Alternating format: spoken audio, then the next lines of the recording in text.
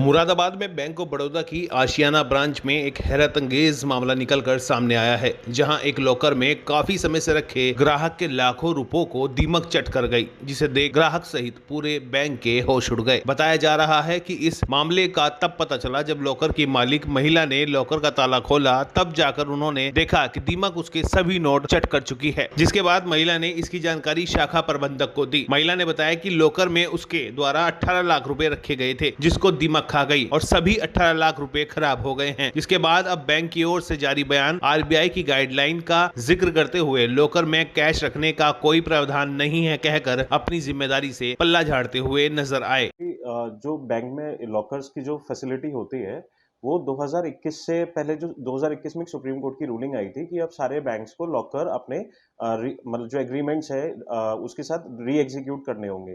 पहले क्या होता था, जो लॉकर्स का जो प्रोविजन होता था वो बैंक और जो लॉकर होल्डर है उसका लेसर और लेसी का होता, वो कस्टोडियन का होता था कि अगर उसका कुछ ऐसा सामान भी है जो कॉस्टली है और अगर उसका डैमेज हो जाता है तो बैंक एक बार में उस टाइम ये प्रोविजन था कि बैंक अकाउंटेबल है और वो लायबल है अगर डैमेज हुआ है। लेकिन जब नया एग्रीमेंट एग्जीक्यूट हुआ है इस 2023 के, तो उसमें ये हुआ है कि अब केवल लेसर और लेसी का रोल रहेगा।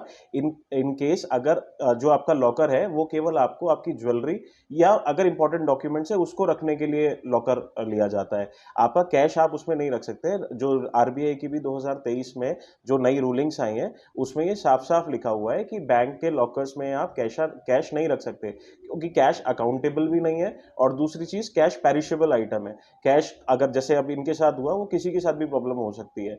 और वैसे भी जब हम बैंक में लॉकर में सामान रखने जाते हैं तो हम बैंक में किसी मैनेजर को या ऑफिसर को ये बता के नहीं आते कि हम क्या सामान रख रहे हैं या कैश कितना रख रहे हैं या नहीं रख रहे। आप ऐसा तो हर कोई कर सकता है ना कि कैश अगर रखने जा रहे हैं आप रख के 10,000 आए और बता किसी को दे कि 5 लाख रख के आया था, वो खो गए या ये जो इनके साथ घटना हुई वो किसी और के साथ हो गई, तो वो अकाउंटेबल नहीं है। वो चीज़ें जब आप बोल के ही नहीं आ रहे, मैनेजर को इंटीमेट ही नहीं किया बैंक में किसी को, तो आप फिर उस पर क्लेम कैसे कर पाएंगे।